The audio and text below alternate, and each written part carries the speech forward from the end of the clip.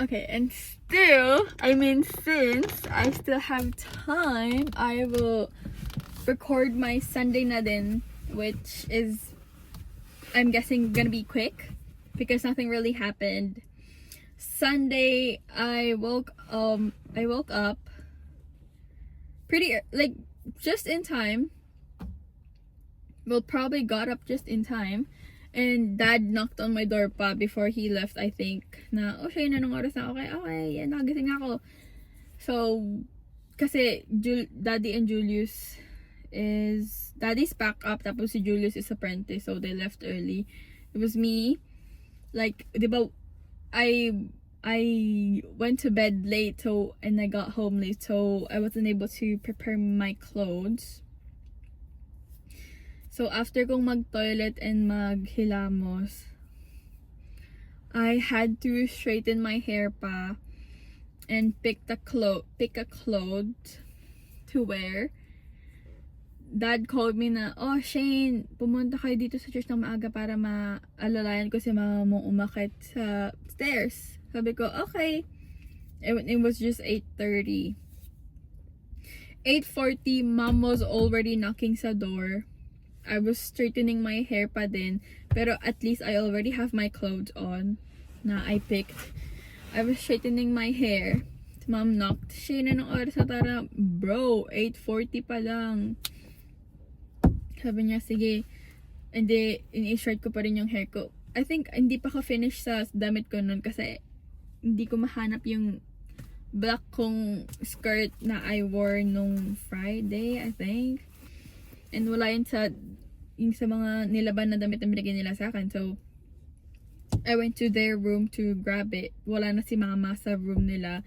I already hear yung car ni Kiko na pinapainit ni mama. Like, bruh, 8:50.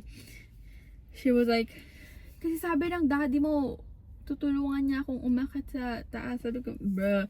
So, at least tapos na ako sa hair ko. I just put on yung skirt. Hindi pa ako nag-makeup. Dinala ko na lang yung pouch ko. Kinuha ko na yung bag ko. Malis na kami.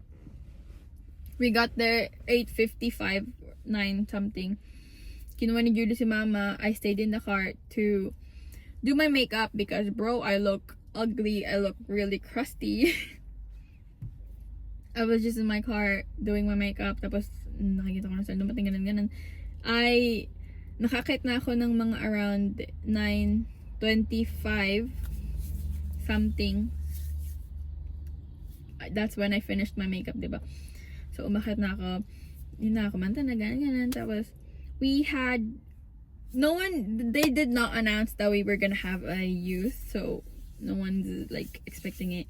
But we did have, well, during the prison worship, I went to the tech team. Yung tech team dun sa may gilid. Para lang, I don't know. Kasi, hindi, supposed to be tech team ako, pero hindi ako nagkaganon-ganon. So, I went there, tapos we had youth. Ate Hannah, just, there were 2 new people. So, we went around saying our names and like, Bible verse. That happened. Ate Hannah shared a Bible verse from Psalm 23. That whole verse, that whole chapter, we shared that. Tapos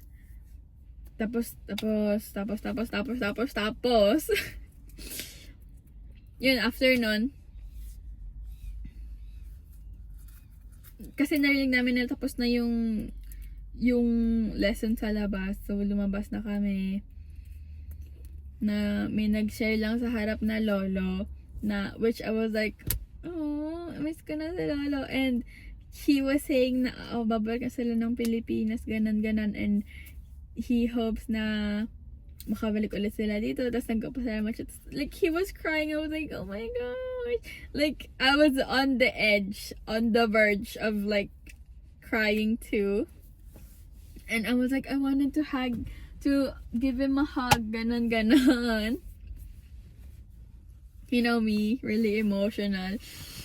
Pero I held myself back. I did not do it. After nun, we ate lunch.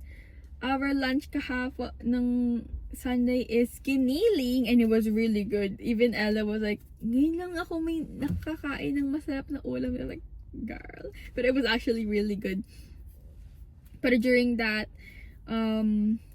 tech team had a meeting, and then we were supposed to start practicing for the youth concert at 12, but then sabi ni mama na, hindi pa kami naglilinis sa Yums, umalis na tayo. They were assigned sa kitchen, pero sabi ko na, ma, 12 yung start ng practice, ganun ng oras na. Si daddy, I think galit siya kasi may ginagawa nga sila sa kitchen, tapos aalis kami. Like, I need to leave kasi surely ayaw naman din nila na maglinis na wala kami ni Julius. So, mom left, tapos si daddy is nagtagal pa ng konti doon, tapos umalis na kami, pumunta ko sa kanina, sinundo namin ni Julius si Kiko, we grabbed yung battery, naglinis kami, tapos umalis na din kami agad. It was around 1 na nung, like 12:50 nung nakadating kami doon sa church. They weren't practicing pa, they weren't starting yet. But we did start with Limitless, so it was me and Guay dun sa isang piano na magka side by side. Tapos, we started with that, and then One Way, which I played kasi wala nga si Freelance. Tapos, we went with Free to Dance, and that's it. That's how the practice went. It was pretty okay, kasi, well, I don't know. We didn't really practice, we just practiced with the backup. Then, since we were practicing weekdays naman, that's how it went. They were deciding where to go. Like, Yanni really wanted to go somewhere kasi wala daw ako sa bahay nila. I was like, okay, habang na lang ako.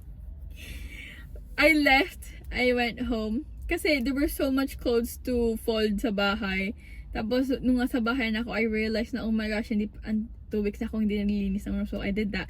They called me around, like, 6? They were like, uy, Shane, tara na.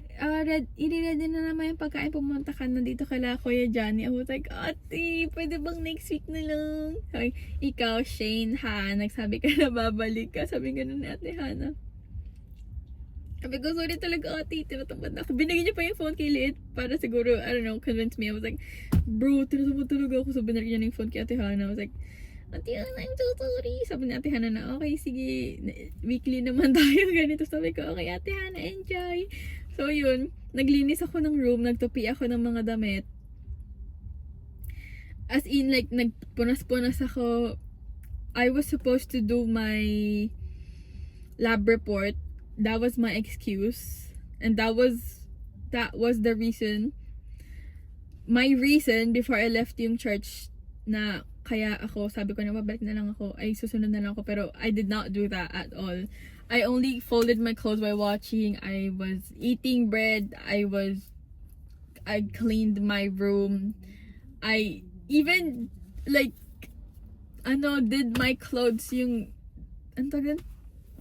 aparador ko. Oh my gosh, anong oras na? Yung aparador ko. Nilinis ko yung mga damit ko. Like, inayos ko talaga lahat. Bro, that's how my Sunday went. I was just eating the whole time. Okay, I need to do this later.